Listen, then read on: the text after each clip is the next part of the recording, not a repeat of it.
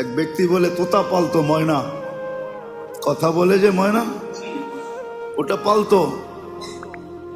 একদিন সকালে শিকারে যেতেছে, ময়না জিজ্ঞাসা করতেছে মালিক কোথায়? শিকার করতে চাই। বলে কোথায় যাবে? জঙ্গলে। শোনো আমার একটা অনুরোধ, আমার বন্ধুদেরকে দেখলে আমার সালাম বলো। বাগানে ঢুকেই দেখতেছে 8-10টা ময়না বসা আছে এক ঢালে। তো দেখা ওই নিজের ময়নার কথা মনে উঠছে, ওনা সালাম দিতে বলছে বন্ধুদেরকে, সম্বোধন করে বলতেছে তোমার মতো, তোমাদের মতো একটা তোতা আমার কাছেও আছে, সে তোমাদেরকে সালাম দিছে। বলতে দেরি 10-12টা ডালের থেকে ওই মুহূর্তে পুরা মরতে দেরি করে নেয়, সাথে সাথে পড়ছে আর মরছে। তো 10টাকে নাইরা চেরা উঠা, মনটা ভাঙা গেছে যে ওর সালামে এমন কি বিষ ছিল মিলানো যে বলতে দেরি মরতে দেরি হলো না, এক একটা কত দামি। তো ভাঙ্গা মন নিয়ে শিকার ছাড়াই বাড়িতে ফিরে আসছে। তো আসার পরে জিজ্ঞাসা করছে মালিক হাত খালি, শিকার কোথায়? তুই আর কথা বলিস না, তোর সালামে কি বিষ ছিল? বলে কেন? তা তোর বন্ধুদেরকে সালাম দিতে দেরি, ওরা মরতে দেরি করে নাই। বাস এটা বলতে দেরি, নিজেরটাও মরতে দেরি করে নাই, ওটাও মরে গেছে। তো খাঁচা খুইলা সামনে রাইখা অনেকক্ষণ নাড়াচাড়া করে দেখছে, চোখের পানি ঝরায়, মরে গেছে, এখন আর কি করা যায়।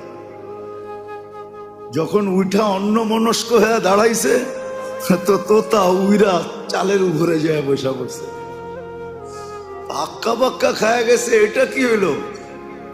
তো মরে গেল, আবার জীবিত হয়ে উড়াল দিল কি করা?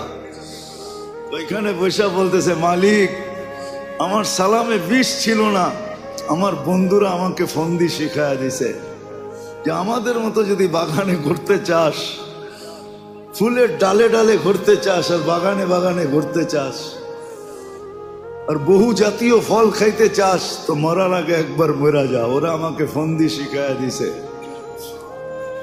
আল্লাহ আমাদেরকে ফন্দি শিখাইতেছে। সত্য এটাই, আল্লাহ আমাদেরকে ফন্দি শিখাইয়া দিতেছেন, এটা আল্লাহর মেহেরবানি। নাহলে কখন কি করণীয় এটা আল্লাহ শিখানোর দরকার ছিল না। আবু হানিফা রহমতুল্লাহ আলাইহি তো এটাই বলে যে মানুষকে যে বিবেক দিছে আল্লাহ, আল্লাহর আর কিছু দরকার ছিল না।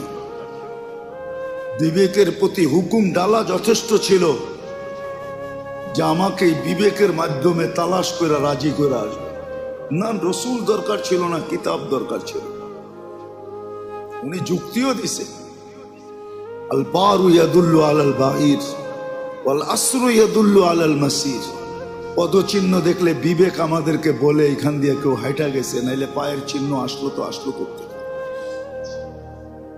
যদি বিবেক আমাদেরকে এতটুকু বলতে পারে, তাহলে বিশাল আকাশ দেখা কি বিবেকে এই কথা বলতে পারে না যে এটা বানাইলো কে, চালায় কে?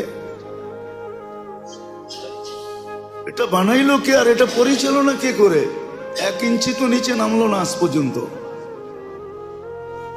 1 ইঞ্চিও তো নিচে নামলো না। আপনারও তো বলেন রোজার ছুটিতে নাকি ঢাকা শহর 3 ইঞ্চি উপরে আয়া পড়ে, বলে না? কি বলেন না? শুনছেন কোনোদিন? না আমি নতুন বললাম? ঢাকাবাসী, অরিজিনাল ঢাকাবাসী বলে ঢাকা 3 ইঞ্চি উপরে চলে আসছে, সব বাঙ্গাল দেশে গেছে।